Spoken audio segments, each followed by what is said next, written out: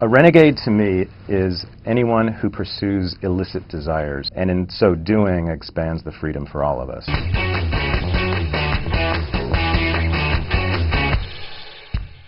It's written for anyone who's felt as if there was a large part of the population that was missing. People who are not respectable, who aren't good Americans, who are considered to be immoral or degenerate, but who actually contributed quite a lot to American society.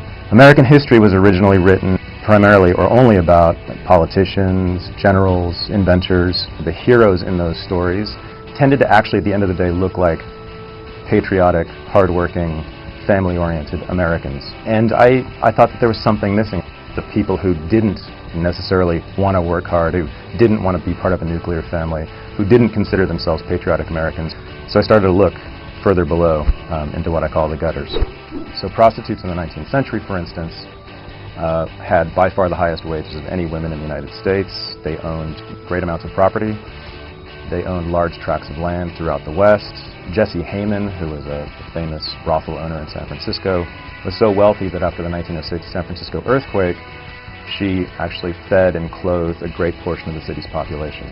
Women in the 19th century who were considered to be respectable simply did not wear makeup.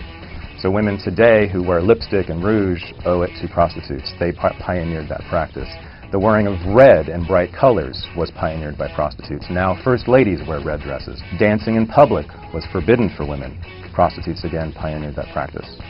Organized crime figures, without them, Prohibition may have lasted much longer. Most of the first gay bars in New York City were owned by the Genovese crime family, headed by Vito Genovese, whose wife was an open lesbian. These people are renegades. They were breaking rules to begin with, and you will find that in cases like that, they are more willing to break other rules as well.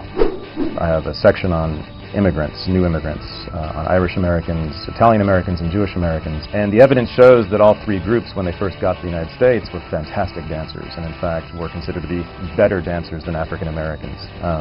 And that might be hard to believe for some people who are descended from those immigrant groups. In the process of becoming good Americans, leaders in those communities actually told them to avoid dancing, avoid sexual display, and stay away from African Americans. And so I titled that section of the book, How White People Lost Their Rhythm. In my classes, I like to tell my students on the first day, what I'm asking of you is to, just in this classroom, let me take everything that you believe, all your assumptions, and let me turn them upside down, just for this hour.